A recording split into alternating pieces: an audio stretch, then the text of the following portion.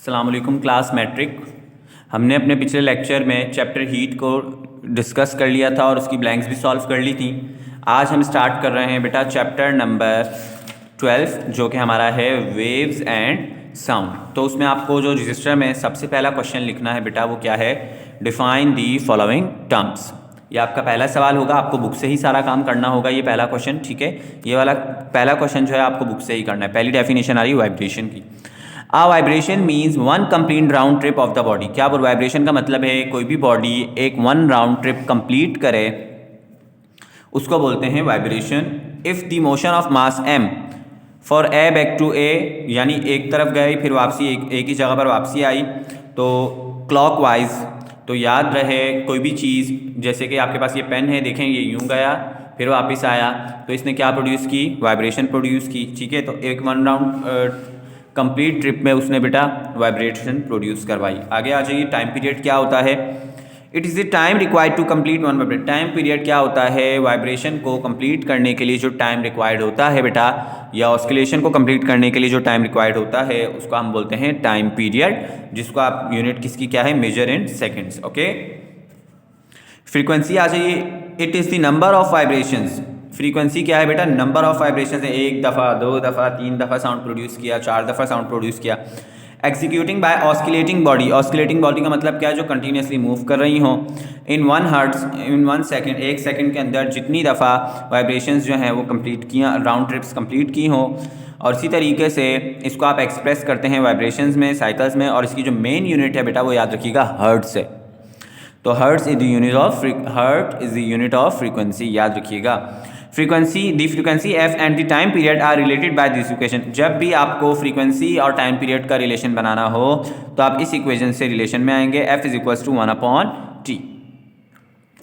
The frequency is given by reciprocal of the period of oscillation. Frequency हर बार जब body ऑस्किलेट करती रहेगी वैसे वैसे वो क्या प्रोड्यूस करवाएगी, फ्रीक्वेंसी प्रोड्यूस करवाएगी, ओके। चौथी डेफिनेशन की तरफ चलते हैं बेटा, हमारी है डिस्प्लेसमेंट, जो कि आप चैप्टर 3 में भी अच्छे से पढ़ के आ चुके हैं कि डिस्प्लेसमेंट आप वहाँ पढ़ के आए थे। कम से कम वक्त में एक प्रॉपर डायरेक्शन में पहुँचना डिस्प्लेसमेंट कहलाता है। बिल्कुल इसी तरीके से, पर यहाँ डिस्प्लेसमेंट का थोड़ा मीनिंग चेंज है।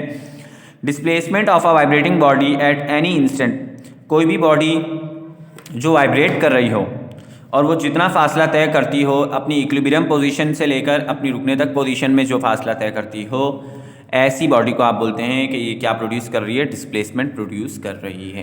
क्लियर है बेटा।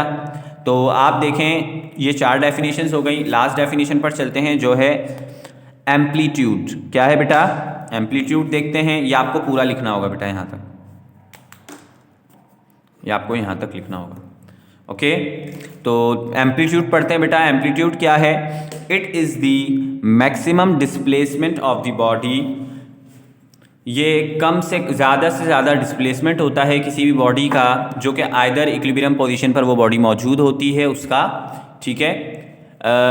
फिगर भी बता रहे हैं, is the amplitude as shown in the maximum displacement. जैसे कि आप देख सकते हैं ये फिगर, इसके दरमियान का फासला, इसके दरमियान का ये फासला और ये फासला। तो we have observe that a mass attach to the spring. और जिन स्प्रिंग के साथ जो मास अटैच है वो execute simple harmonic motion produce कर रहा है because its acceleration is directly proportional to the displacement of the body, okay. The time period T of the mass attach to the spring. और spring के साथ जो मास attach है वो उसका टाइम पीरियड नोट करवाएगा, जितने वक्तों में जितनी दफ़ा वो ऑस्किलेट करेगा, वाइब्रेट करेगा। तो उसके लिए फॉर्मूला क्या होता है, T is equals to 2π √m/k। और फिर उसका रिलेशन इस तरीके से भी आप फ्रीक्वेंसी से बनाना चाहें तो ये भी कर सकते हैं, ओके स्टूडेंट्स। याद रहे हमने चैप्टर 12 में वेव्स एंड साउंड चैप्टर में आज क्वेश्चन नंबर 1 एक्सप्लेन भी किया है और आपको लाजमी कहा है कि लाजमी आपको ये काम अपने रजिस्टर में लाजमी डन करना है और मंडे आपको आफ्टर वेकेशन सबमिट करवाना है और थर्सडे आपको आपकी कॉपीज़ रिटर्न मिल जाएंगी, ठीक है स्टूडेंट्स। तो क्वेश्चन लिखेंगे आप, define the following terms, vibration, time period, frequency, displacement and amplitude. और इन सब की डेफिनेशन आपको मिल जाएंगी पेज नंबर 228 पर, ठीक है। और ये आप काम लाजमी कर लाजमी सबमिट करवाइए बेटा। और पिछला चैप्टर हीट का जिन स्टूडेंट्स ने काम कंप्लीट नहीं किया है वो भी सारा वीडियो के थ्रू आउट सारा काम कंप्लीट करके लाएं और अपनी कॉपी सबमिट करवाएं ताकि मैं आप लोगों को असाइनमेंट्स दे सकूं, ओके स्टूडेंट्स। अल्लाह हाफिज़।